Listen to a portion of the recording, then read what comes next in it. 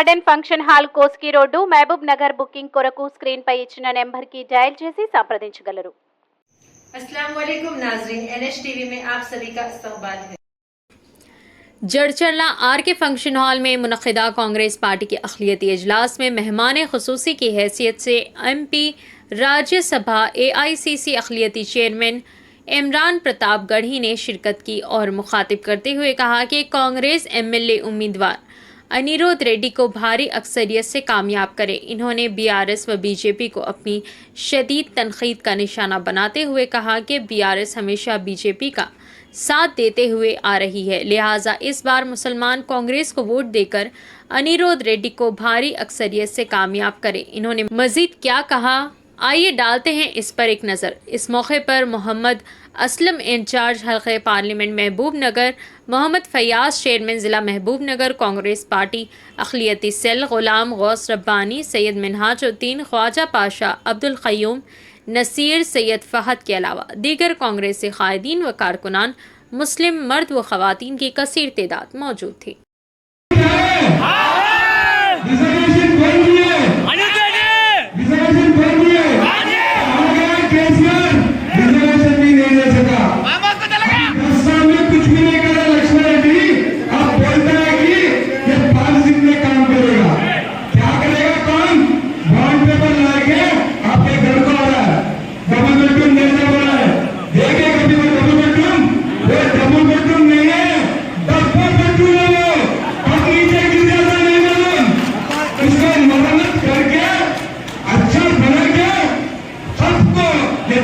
जिसको घर नहीं है उसको देंगे।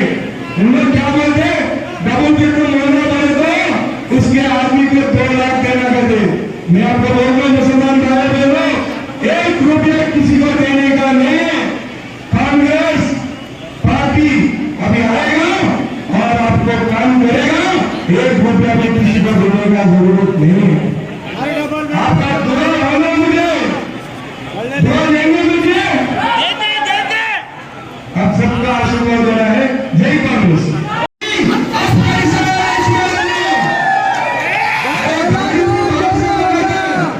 रोड नहीं आता, पेंशन नहीं आता, आपसे लोन के लिए एप्लीकेशन लिए पैसे आपसे 50 रुपए लिए आपसे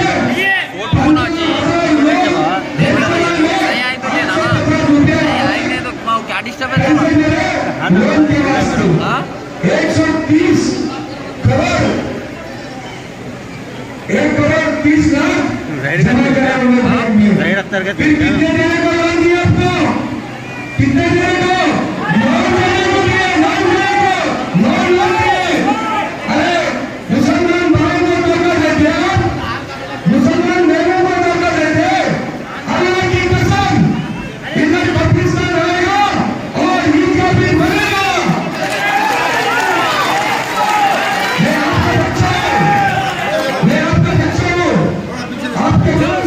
मोहम्मद से जब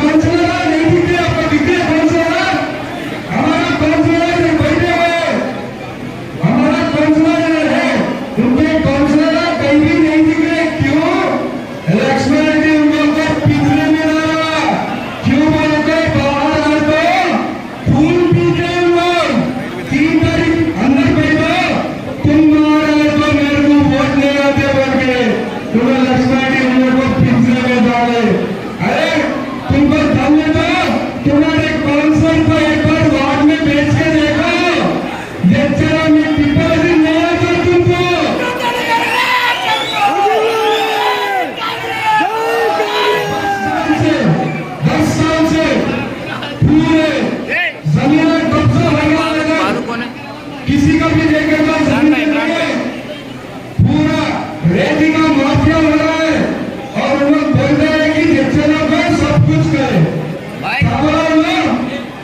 जब पैसा का तेलंगाना अब पैसा एक तेलंगाना बनेगा। मैं पूछना आपसे जब खूबसूरत आवाम मेरी आंखों के सामने बड़ी तादाद में मौजूद मेरे नौजवान साथी, मेरी बुजुर्ग, मेरी माएं और बहनें, आज की सभा की सबसे अच्छी बात मुझे जो लग रही है वो ये लग रही है कि बड़ी तादाद में खवातीन यहाँ पर मौजूद हैं, जो ये बताता है कि कांग्रेस की योजनाओं को लेकर के, कांग्रेस की स्कीम्स को लेकर के खास तौर से अक़लियत की खवातीन में एक अच्छा संदेशा है। मैं उनकी मौजूदगी को सलाम करता हूँ। दोस्तों, पहली बार आपके दयार मोहब्बत में हाजिर हुआ हूँ। बहुत दिन से सोचा करता था कि कभी महबूब नगर किसी सियासी प्रोग्राम में आऊंगा, लेकिन नसीब आज आपके बीच में लेके आया। इधर जो लोग खड़े हैं उनसे गुजारिश है कि थोड़ा सा खामोश हो जाए। इधर जो लोग खड़े हैं सबको चुप करा लीजिए। जो लोग गाइस के और में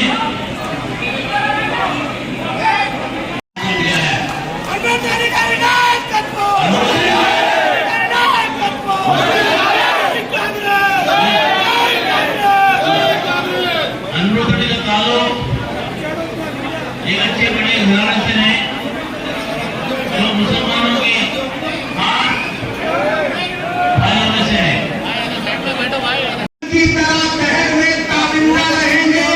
तारीफ बताती है कि हर दौरे सितम में हम जिंदा थे, हम जिंदा हैं,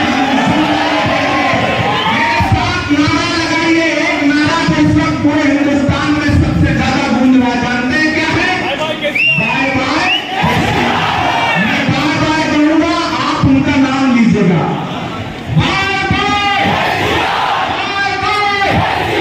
हाथ भी हिलाइए ताकि उनको दिखाई भी पड़े। Bye bye, bye bye, bye bye. दिया है तो काउंटिंग के बाद तो पहले नंबर में रहना ही रहना है।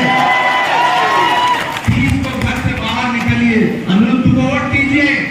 हाथ के पंजे के सामने दबाया गया एक एक बटन सिर्फ अनिरुद्ध को, उसका वोट नहीं जाएगा।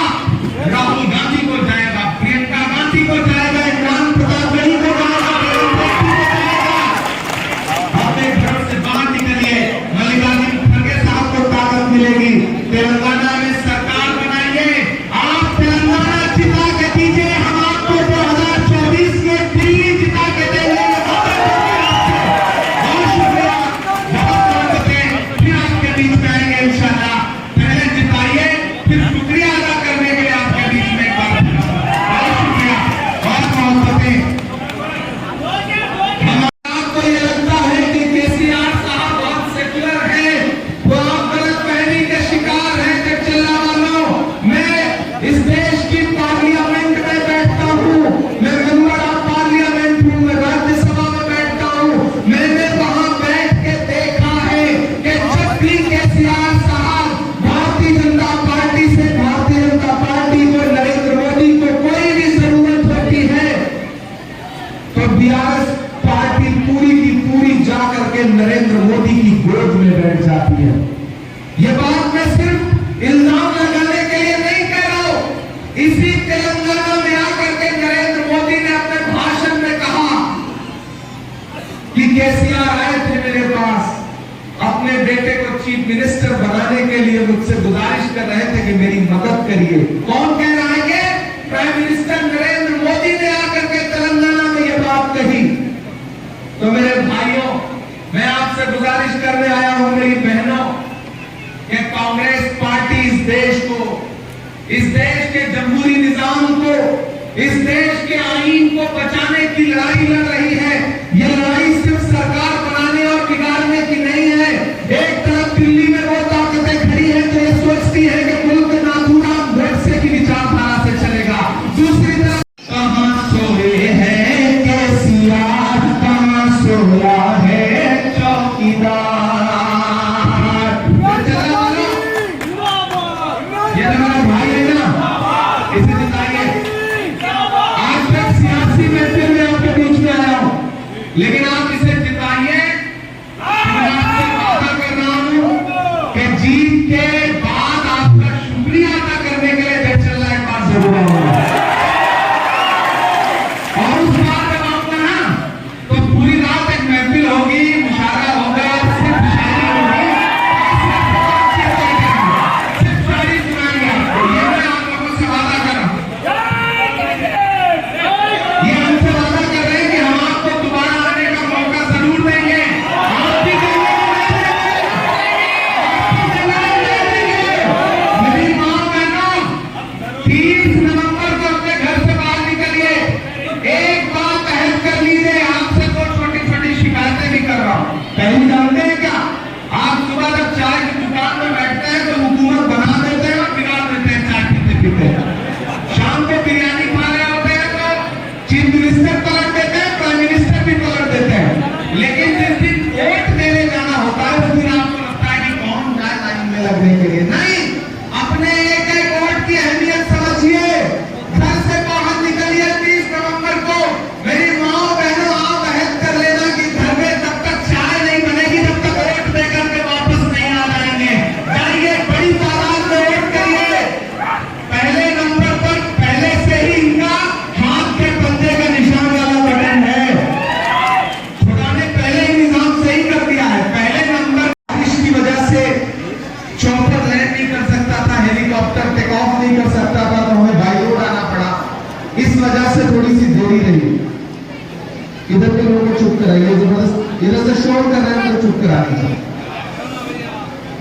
न तेरा है न मेरा है, ये हिंदुस्तान सबका है। न तेरा है न मेरा है, ये हिंदुस्तान सबका है। नहीं समझी गई ये बात तो नुकसान सबका है।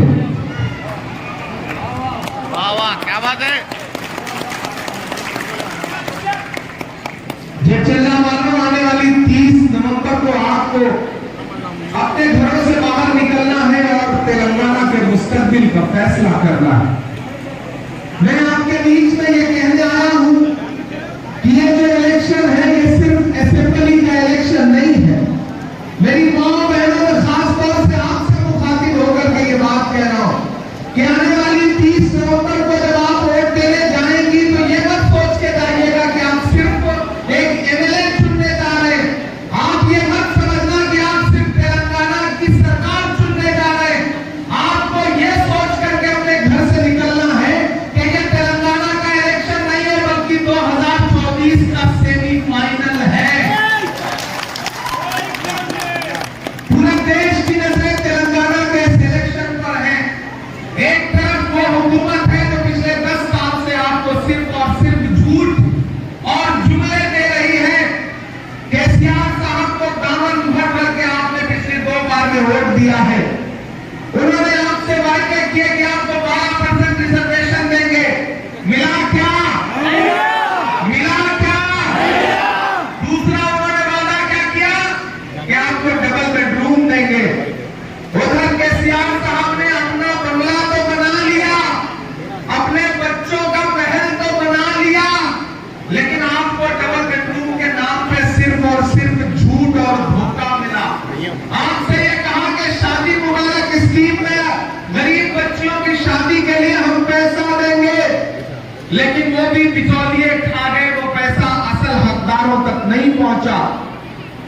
मैं तेलंगाना में खड़ा होकर कह रहा हूं कि आपके आबाओ अजदाद की वो जमीनें जिन पर आपका हक है, यानी कि औकाफ की जमीनें, इसी तेलंगाना में 77,000 एकड़ औकाफ की जमीनें हैं, जिसमें से तकरीबन 60,000 एकड़ जमीनें लूट ली गई, बेच दी गई।